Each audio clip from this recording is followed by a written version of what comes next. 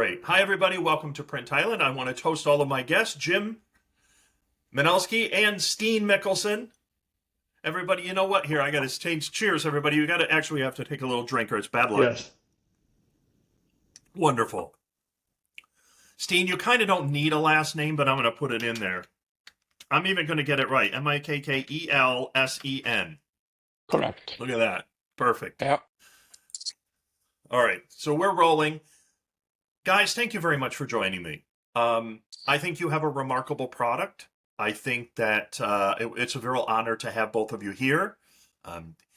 What I look for with Print Thailand especially is anything that's interesting in the industry or anything that makes a major contribution, in my opinion, to a bottleneck. That's what I would really like to feature more than anything. Because there's key advances along the way. Obviously, Steen, you're a bit of a legend in many of the advances. So if anybody goes and sees a flatbed cutter, they're going to see key components that you developed and brought to market over the decades. And it's a real honor to have you here because I admit it, I'm a bit of an admirer of engineers. I'm not one myself, but when I see really good engineering, I think it's magnificent. And my job is to take what an engineer has done and explain it in concrete terms to normal people. So please tell me a little bit about yourself, Steen. Tell me a little bit about your industry experience, and then also what inspired you to create FastZone. Thank you, Timothy. Thank you for the observations you made over the years. I'm actually a third generation printer, or supposed to be.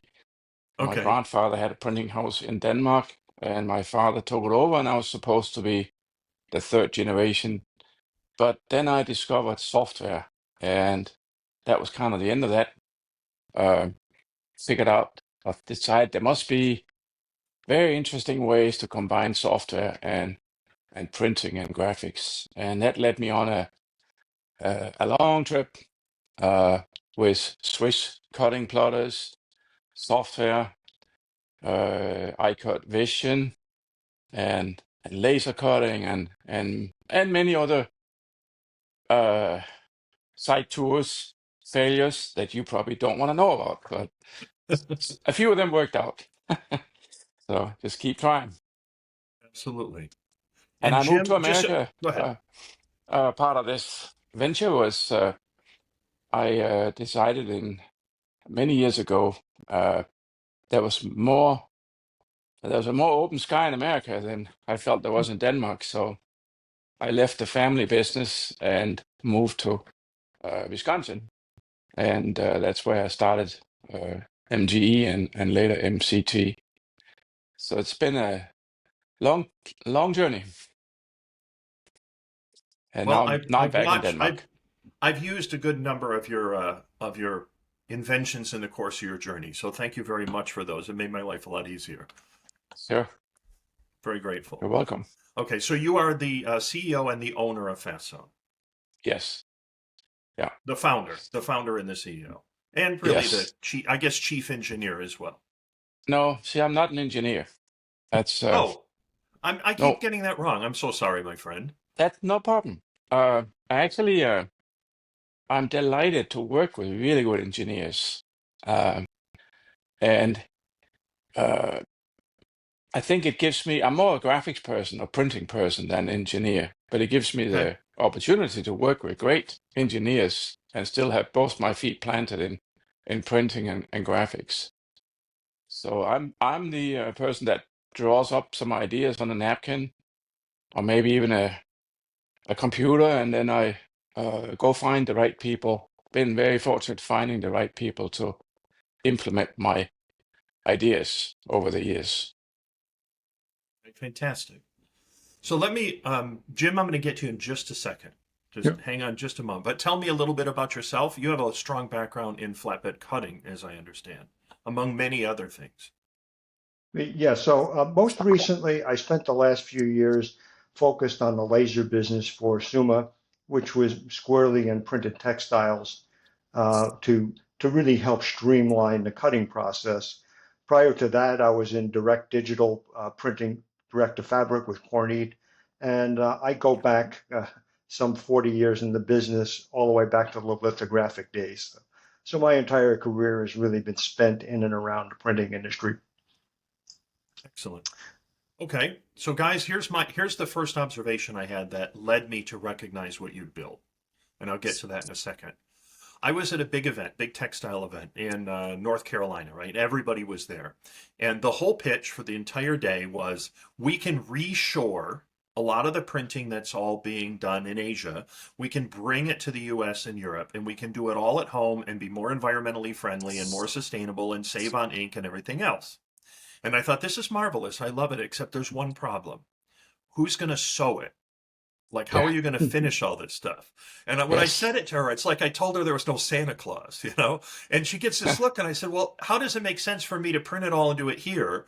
And then I can't find reliable sewers, certainly not finishing sewers, let alone Yeah. industrial sewers. And then I'm going to have to ship it back to X, you know, and say if it was in the US, it would go to the Dominican Republic or go to Right. Mexico or Central America. Yeah. And then it's going to come back in again. And knowing something about bringing things in and out of the country, that's going to add a lot of time, a lot of cost, a lot of frustration. So I don't understand how you're going to reshore until you solve the sewing issue.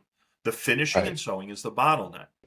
And Yeah. that's what I ran into what you guys did. Is I've been saying that for years, and then all of a sudden I think Steen, you approached me at a trade show and said, I think I have something remarkable. And I thought, I think you just broke the bottleneck. And so tell me what you built. Tell me what FastZone is. Well, I mean, it's exactly what you were saying. Uh, this thing about sewing is you can talk reshoring all day long, but if it can't be finished, it's not going to happen. So I had the chance to, after we sold the company, the last company, to do a lot of traveling, and I visit many graphics printing plants within textile printing, and it was the same story everywhere. Lots of automation, lots of beautiful digital printing, uh, and then and automatic cutting systems. And then I would usually ask, so where's the finishing? Where's the cutting, sewing? And a couple of doors open up, and there's a room full of people sewing. And it was kind of clear that the owners or managers were not too thrilled with not being. They all means, we're working on this sewing thing. It's not so easy. And Right. so I just that this is a vicious. This is a huge challenge. It's a big problem, and it must be very difficult since it's not done yet. So it took me several years before I dawned on me that we have solved many of the problems with the cutting systems where we use vacuum. Um, we have roll feed systems, conveyor systems. We have lasers. The only thing missing is how do we get a needle into the material and do some stitching. And one day the idea arrived out of the blue, but I certainly had thought several months very seriously about it. I actually dropped the whole thing because textiles are difficult. They're much more difficult than other graphics materials because they stretch, they wave, they curve. And how do you hold that when you're doing a process? And that's where humans are really good. We can use our fingers and our eyes to figure out where everything is. Sure. But a machine is not that smart. A machine needs it to lay in a certain place so we can do our processing. And that's what I got inspired from the cutting machines. And then we came up with an idea. There is a way to get a needle into and stitch the material the same way as we do the cutting. Got a prototype done by a very bright engineer, and now we're 4 years in, and we have an automated sewing system and cutting at the same time. Right. So for me, the big project that I was involved with you last was MCT, which was really a fully functional laser cutter for all the Yeah, fabrics I used to print at HB. So every sample, anything I did at HB went to MCT. It all had their little logos on them, and it was a great way to have everything laser cut. And there were no raw edges. It was beautiful. It looked gorgeous. yeah. So I know you already figured that out and did a very nice job of it, and I was real impressed with it. Also with the software and everything, other part of integration. So now you've taken that knowledge, as I understand it, the laser, you've already sorted out the how do you effectively build a laser system it's Right. highly Yes. workable. Now Yep. marry it to a sewing system so you can do both Yes. together. And you use, and it's funny you use this, you have a thing called MCT, which is moving cavity technology. That was clever. Yes. Good marketing there. So tell me a little about that, because that seems to be the heart here, is your vacuum and belt That is the system heart. allows this to Yes. really work because Right. nobody else has figured that out before. It's a the best way to illustrate is that we have the laser is of course beaming into a surface of a table or flat surface with vacuum in it. The thing with the needle is it has to go through. It has to go through the fabric and connect with down below with the bobbin and the thread. So what we came up with is a system where we actually move a cavity. We move a hole around on a surface, and next to that hole where the needle is, we actually have the conveyors go around. So we never touch the conveyors. We never touch uh, the vacuum surface with the needle. And next to that, we have another hole where the laser beam goes into. So we've got two holes moving around on a flat surface the size of a flatbed cutter, one for sawing and one for laser cutting. And the beautiful thing is that the fabrics are secured the whole time in the same position with the vacuum system. And that gives the highest precision between sawing and cutting that probably any human can do, or as good as the best humans can do. We can do the precision. The most exciting thing I see with this, not only can we help automate a difficult or time-consuming finishing process, but a little bit longer term, in 2 or 3 or 4 years, I see this as a huge wave of liberating printing, liberate fabric printing, because now I am sure today a lot of projects, a lot of ideas go into the drawers because we don't have the time to finish this. But in the future, when we have the capacity of automated sewing and cutting, uh, I think the lid is off. I think all kinds of new projects can take place, and it'll be practical to produce them. Sure. And I have one example for that. That was when we developed iCut about 20 years ago. Um, there, a lot of projects were limited to rectangles, or don't do too many contours. It's too expensive in the dyes and the fabrication. So a lot of designers would kind of stop through the project, don't go further with that because it's too expensive to do 5 of these. But with iCut, that all got enabled. It was no longer a problem to do a complex shape in precision, and the order volume was 10. So that I think could happen here with textile printing, that all kinds of new ideas and products, marketing tools can be developed with automated sewing. So that's the exciting part for me. Yeah, I completely agree with you. I think it's a much bigger breakthrough than people are kind of getting, because this is the final link that makes everything come together, where you could in Right. fact put everything on you could bring everything to Europe or the United States, have one person run a highly automated system, one or two people, and then let the technology do the work. Those people will be highly skilled and probably quite well paid, but really it's focused more on having the technology solve a problem. And this is Gen 1, really. Like, this is step one in the technological advance. Right. And another thing that I've seen that you've added to this, which I think you've actually gone to step two, being able to sew a silicon edge gasket in the Keter system that you've made, I think is a also massive development.